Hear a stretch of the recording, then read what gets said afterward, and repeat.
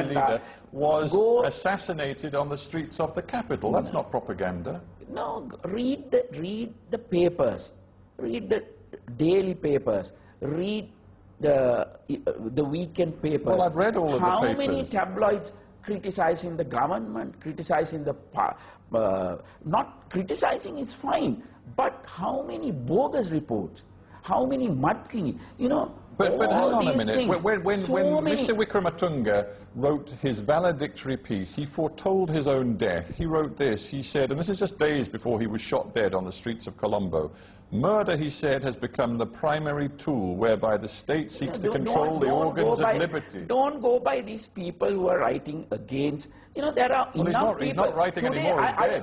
I can quote enough. I can show you enough papers written against President of America or the Prime Minister of UK. Well, of course you can. And when I criticize the government of Britain, I do not end up with a bullet in the head. Criticizing is different. I can show you enough tabloids, you know, quoting a lot of parliamentarians, ministers in the UK, you know. But are you going to believe all these things? And are you going to question on people on those lines? But Mr. Secretary, let me ask you this question, and it's directed at you both as a very important member of the government, but also as a member of the Rajapaksa family. Does it seem to you healthy in a vibrant democracy that so much power should be held in one family? Your brother... If the people gives that, President was elected by the people. Basil Rajapaksa was elected by the people with the highest majority in this country, with the highest preferential votes. Namal Rajapaksa was elected by the people with the highest percentage of preferential votes. Chamal Rajapaksa was elected by the people. So what? If the people want, so it be. The Rajapaksa family is now responsible for 75% of the entire government budget. Is that healthy? I don't think, you know, those are figures that, you know, you can calculate the various ways. It's not so. Well,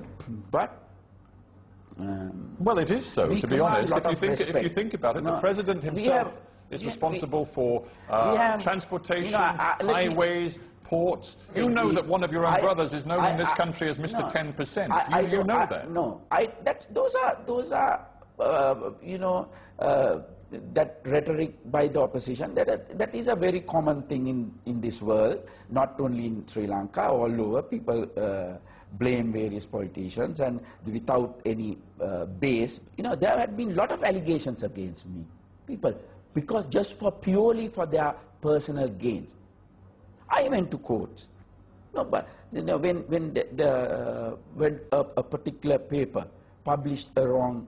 The Sunday Leader, the editor of which was assassinated. I went to court, but that's the correct thing to do. Does it make sense for a senior official like yourself to sue an independent, one of the very few independent newspapers, for 1 billion rupees? I know this. 1 billion rupees. You want to destroy that newspaper. What else I should do? You're seeking 1 billion rupees. You want to destroy the independent newspaper. No. Well, why are you seeking 1 billion rupees? I want to put on record that this was a wrong allegation. And why are you seeking 1 billion rupees, which you know they can't afford? Why are you doing that? If they can't afford, they have to close down the Exactly. papers. Yeah. So let it be. That's what you want. Yeah. That's my right. That's my right to defend myself. Mr. Secretary. And tell the people, look, all these are bogus allegations. If I may, Mr. Secretary, I need to ask you a personal question. Are you worried that you personally may be accused of war crimes? No, I'm not worried because I have not done any crime. You see, as you know, that is not... Is fighting terrorism a crime? Is fighting terrorism a crime? Depends how you fight it. Yeah. Depends what you do. There is only way to fight terrorism. Fight. No, but I don't see that there is any...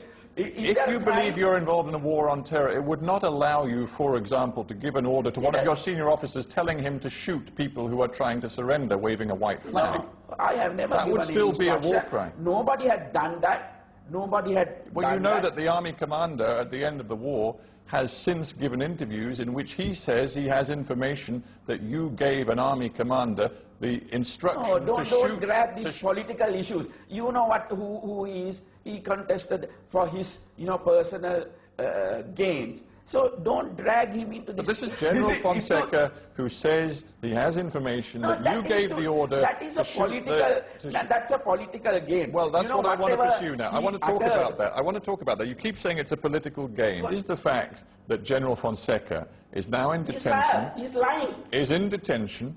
He faces court-martial. Is that because he, in essence, accused you of a war crime, and he also said he would be prepared to... That is one point. And he also said, hang on, he also... That is one point, He also said he would testify before an independent war crimes investigation. Is that what you are frightened of? Yes, it is that one point. He can't do that. He was the commander. He's responsible. That's a treason. We will hang him if he do that. I'm telling you. That's a treason. You would not... How can he tell that? How can he lie that? How can he betray the country? How can he, by such lies? If he says that, he's a liar. You would have He's a liar. You would have him executed for testifying before an independent tribunal investigating war crimes? What I'm saying is for betraying a country, lying, betraying soldiers. Isn't that a crime? Is that a treason? What is going to happen to General Fonseka? I don't know. He has to face the court-martial. So the court will give the decision. It is extraordinary, is it not, that this man who was close to you, close to your brother, the president, who was the head of the army... Don't talk about him. It's his own wish, his ambitions. He wanted to, contest elections, so he did it. Yeah, Mr. Secretary, it just strikes me that we're at a very important moment in your country. The war has been over for 1 year, and you and the people in the government, and indeed the wider population, have to decide what sort of a country in this post-war period you want to live in. Yes. Do you want to live in a country that is truly democratic, where the rule of law is respected and is paramount, or do you want to live in a country where there is a strongman leader, where in the end security and the interests of power are put before individual rights? Which country, which Sri Lanka do you want to live in? You put it in a very, very wrong way. The president was very recently elected by majority of this country, people, as the head of state. We just finished the parliamentary election. This is democracy. This is democracy. But, the security in this country is not for one person. It's not for one family. It's not for some people. It is for the country. It is for the people of this country. And bottom line, this government and you are not changing course. The people of this country over and over again, they are electing the president, they are electing this government. Why? Because they think that they are doing the right thing. And there we must leave it. But Gotabaya Rajapaksa, thank you very much indeed for being on Hard Talk. Thank you very much. Nice to meet you.